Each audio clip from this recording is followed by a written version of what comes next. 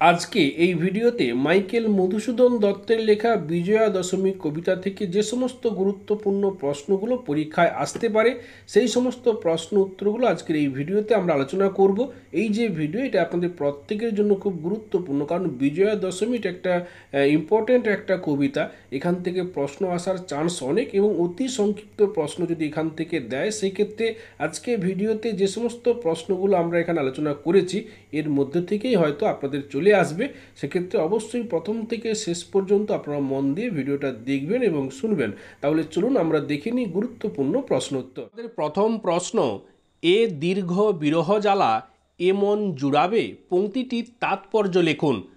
Michael Madhusudan দত্তের লেখা বিজয়া দশমী কবিতায় জননী মেনকা এলোমেলো নক্ষত্র মণ্ডলীর কাছে জানতে চেয়েছেন যে 12 মাস নয়ন জলে ভিজে মাত্র 3 দিনের জন্য মা উমা তার ঘরে এসেছেন, আর এই 3 দিনে কি সারা বছরের দীর্ঘ বিরহ জ্বালা জুড়ায়? এই 3 দিনে সারা বছরের দীর্ঘ বিরহ জ্বালা জুড়াবে না। উমা চলে গেলে আবার দীর্ঘদিন তার জন্য অপেক্ষা করতে হবে।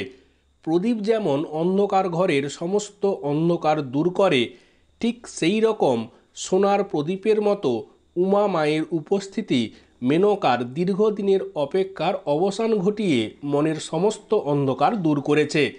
তাই উমার স্বামীর ঘরে প্রত্যাবর্তন করার অর্থ শুধু গৃহের প্রদীপ নয়, মনের প্রদীপও নিভে যাওয়া। দশভুজার আগমনে সমস্ত জগৎ আলোকিত হয়, মানুষ আনন্দ উচ্ছ্বাসে ভেসে যায়, জীবনে আসে কল্লোল উচ্ছ্বাস। নবমীর রাত শেষ হলেই সেই বাঁধ ভাঙা আনন্দ আমাদের জীবন থেকে বিদায় নেয়। আসলে বিজয়ার পদে দেবীর চেয়ে বাঙালির ঘরের ছবি বড় হয়ে উঠেছে। মাইকেল মধুসূদন দত্তের এই রচনায় মা মেনকা সহ সমগ্র বাঙালি জননীর গভীর আর্তিই যেন প্রকাশিত হয়েছে।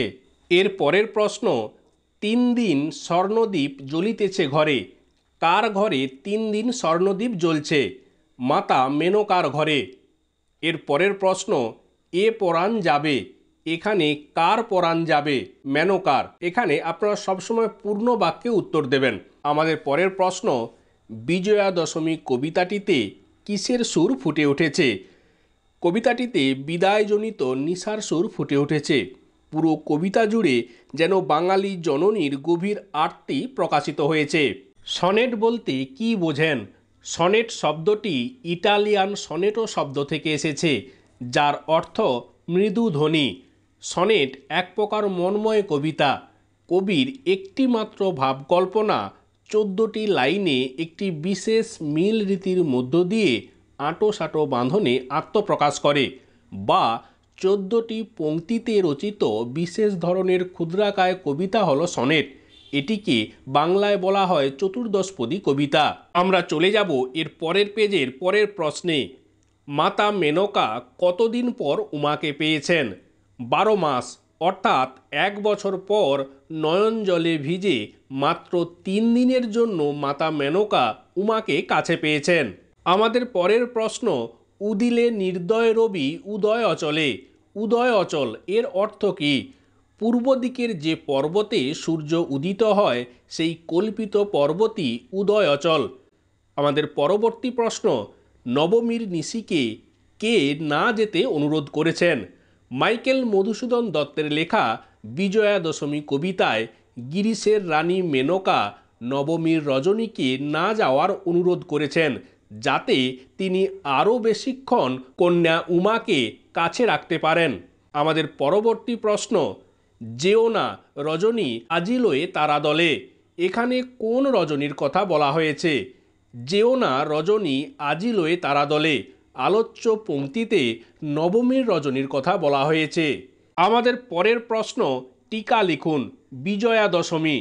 বছরের 6টি ঋতুর মধ্যে তৃতীয় ঋতু হল শরৎ ঋতু। শরতের প্রকৃতি ঘোষণা করে দেয় গিরিরাজের কন্যা মা উমার আগমন বার্তা। মায়ের আগমন অর্থাৎ দুর্গাপূজা হিন্দুদের একটি বিশেষ উৎসব। প্রতি বছর বিশেষ আড়ম্বর সহকারে দেবী দুর্গার আরাধনা করা হয়। দুর্গাপূজা শুরু হয় ষষ্ঠী থেকে এবং চলে সপ্তমী, অষ্টমী, নবমী পর্যন্ত। নবমীর রাত থেকেই বেজে ওঠে দেবীর বিদায়ের সুর। নবমীর রাতটি শেষ হওয়ার অর্থই হল দেবীর পিত্রালয় ছেড়ে স্বামীর গৃহের দিকে যাত্রা শুরু। দেবী উমাকে বিদায় দেওয়ার মুহূর্তে বাঙালি বধূরা সিঁদুর খেলায় মেতে ওঠেন। বিশেষ মুহূর্তের এই দিনটি হল বিজয়া দশমী।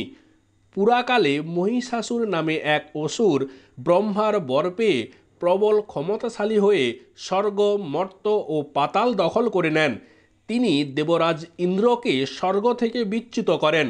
ব্রহ্মা তাকে বর দিয়েছিলেন যে কোনো পুরুষ তাকে হত্যা করতে পারবেন না, তবে কোনো নারী তাকে বধ করতে পারবেন না এমন বর দেওয়া হয়নি। তখন সব দেবতার সম্মিলিত শক্তি থেকে আবির্ভূত হলেন দেবী দুর্গা।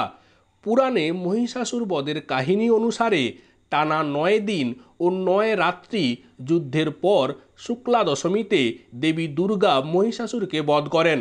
এই বিজয় লাভকেই বিজয়া দশমী হিসেবে চিহ্নিত করা হয়।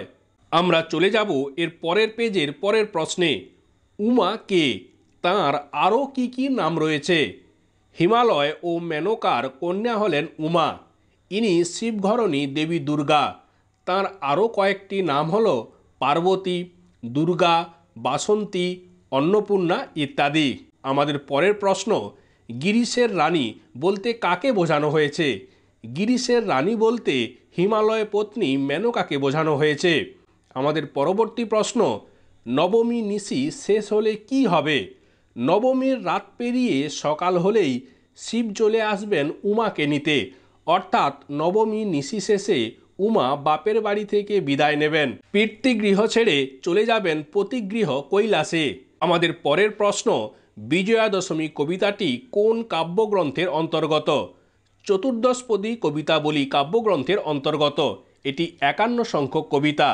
আমাদের পরবর্তী প্রশ্ন, বিজয়া দশমী কবিতাটি কয়টি পংক্তির? 14টি পংক্তির।